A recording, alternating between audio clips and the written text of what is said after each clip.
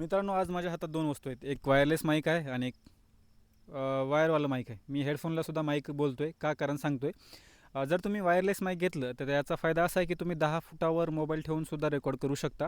आणि नुकसान असं आहे की हे जर शर्टच्या आतून लावलं, आपण वारं वगैरे सुटलं त्यामुळे शर्टच्या आतून लावावं जर लागलं तुम्हाला, तर त्याला शर्ट जर घासलं तर खरखर असा आवाज येतो आणि आवाज थोडासा दबतो. याच्यामध्ये सुद्धा नॉईस येतो आणि याच्यामध्ये सुद्धा नॉईस येतो.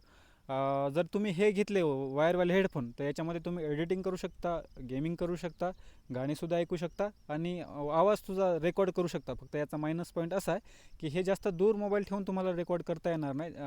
जेवढी या वायरची लेंथ आहे ना, तेवढ्याच अंतरावरून तुम्ही आवाज रेकॉर्ड करू शकता. जरी तुम्हाला करायचं झाला दूर मोबाईल ठेवून, तर वेगळा मोबाईल लागणार, त्याच्यात वेगळा रेकॉर्ड करावा लागणार आवाज.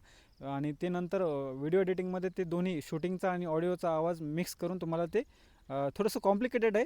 त्यापेक्षा तुमचं आता शेवटी तुमच्यावर डिपेंड आहे, तुम्हाला वायरलेस घ्यायचं आहे की वायरवालं घ्यायचं आहे. दोघांचे पण प्लस मायनस पॉईंट आहेत.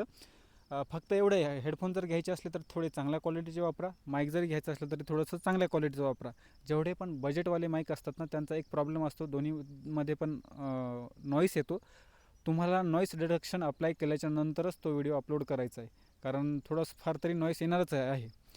तर व्हिडिओ कसा वाटला ते कमेंटमध्ये नक्की सांगा. धन्यवाद.